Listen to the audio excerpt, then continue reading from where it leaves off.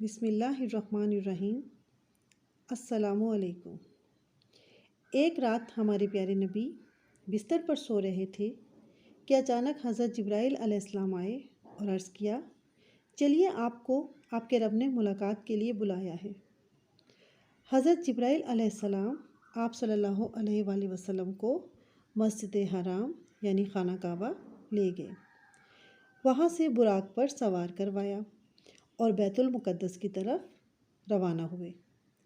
بیت المقدس میں مسجد اقصیٰ کے اندر تمام انبیاء کرام آپ صلی اللہ علیہ وآلہ وسلم کے منتظر تھے۔ آپ صلی اللہ علیہ وآلہ وسلم نے تمام انبیاء کی امامت فرمائی۔ اس کے بعد آپ صلی اللہ علیہ وآلہ وسلم کا آسمانی سفر شروع ہوا۔ تیز رفتار براق آپ صلی اللہ علیہ وآلہ وسلم کو پہلے آسمان پر لے گیا۔ پہلے آسمان پر حضرت آدم علیہ السلام نے آپ کا استقبال کیا۔ دوسرے آسمان پر حضرت عیسیٰ علیہ السلام اور حضرت یحییٰ علیہ السلام نے آپ کا استقبال کیا۔ اسی طرح تیسرے آسمان پر آپ صلی اللہ علیہ وآلہ وسلم کی ملاقات حضرت یوسف سے کروائی گئی، اور چوتھے آسمان پر حضرت ادریس علیہ السلام آپ صلی اللہ علیہ وآلہ وسلم کے منتظر تھے، جبکہ پانچویں آسمان پر حضرت ہارون علیہ السلام نے آپ کو خوش آمدید کہا۔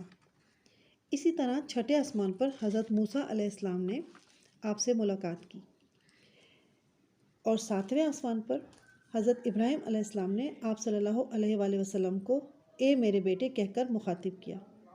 ساتویں آسمان سے آگے سدرۃ المنتہا ہے، جو دراصل ایک بہت بڑا بیری کا درخت ہے۔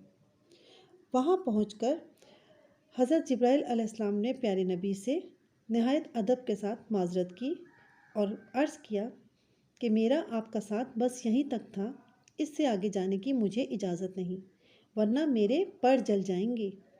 آپ صلی اللہ علیہ وآلہ وسلم نے آگے کا سفر خود طے کیا، اور آپ صلی اللہ علیہ وآلہ وسلم کی ملاقات اللہ تعالیٰ سے ہوئی۔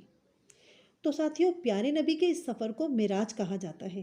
معراج کا مطلب ہے بلندی کی طرف جانا۔ اس مبارک سفر میں آپ صلی اللہ علیہ وآلہ وسلم کو حوض کوثر دکھائی گئی، جس کا پانی دودھ سے زیادہ سفید اور شہد سے زیادہ میٹھا اور مشک سے زیادہ خوشبودار ہے۔ آپ کو جنت اور اس کے مختلف مقامات بھی دکھائے گئے۔ اسی طرح آپ کو دوزخ اور دوزخیوں کے احوال بھی دکھائے گئے۔ آپ صلی اللہ علیہ وآلہ وسلم کو غیبت کرنے والوں، سود کھانے والوں، بے نمازیوں اور دوسرے گناہ گاروں کا انجام بھی دکھایا گیا۔ معراج میں ہی آپ صلی اللہ علیہ وآلہ وسلم کو فرض نمازوں کا حکم دیا گیا۔ بعد میں حضرت جبرائیل علیہ السلام نے نماز کا طریقہ اور شرائط وغیرہ سکھائیں۔ تو میرے پیارے دوستو، آج کا یہ مختصر واقعہ آپ کو ضرور پسند آیا ہوگا۔ اپنی پسند کے اظہار کے لیے ویڈیو کو لائک اور شیئر ضرور کیجیے، اور نئے آنے والے تمام دوستوں سے گزارش ہے کہ ہمارے چینل کو لازمی سبسکرائب کریں اور ساتھ میں بیل آئیکن کو پریس کریں، تاکہ ہم اسی طرح کے نئے اور دلچسپ واقعات آپ کے ساتھ شیئر کریں۔ آپ کا بہت شکریہ۔ جزاک اللہ خیر۔